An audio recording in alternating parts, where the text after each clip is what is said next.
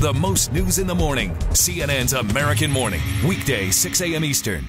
A new terrifying account of a runaway ride in a Toyota.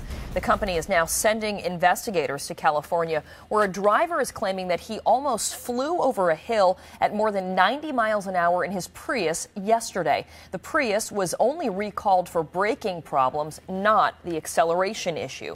Deb Farrick has all the details for us this morning. First of all, describe what this gentleman is saying happened to him.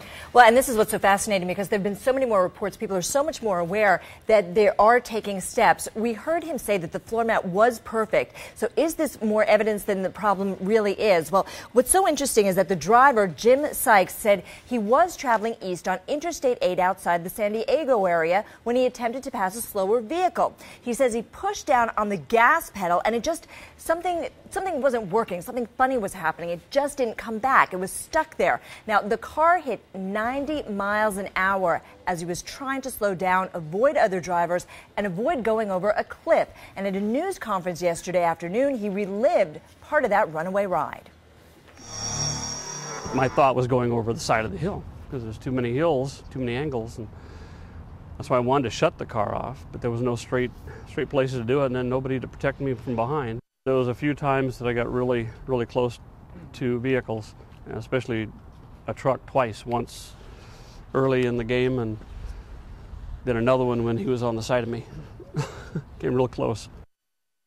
Sikes said he called 911 for help, and dispatchers talked him through instructions on how he might be able to stop the car, but nothing worked. So at one point he said he reached down to try to pull the accelerator up, but it stayed right where it was. That's a quote. Now, a California Highway Patrol officer was able to catch up to Sikes' Prius and use the patrol car's PA system to help him bring that car to a stop.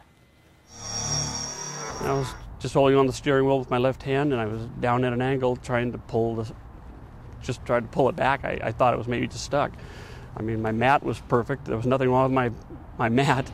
And the pedal, it wouldn't do anything. It stayed right where it was. He got up on the side and told me what to do, and I was standing on the pedals. I was standing on the brake pedal, looking out the window at him. And he said, push the emergency brake too, and I laid on both of them. And it finally started slowing down right then. It was down to like 55. It had been at 94, I know that.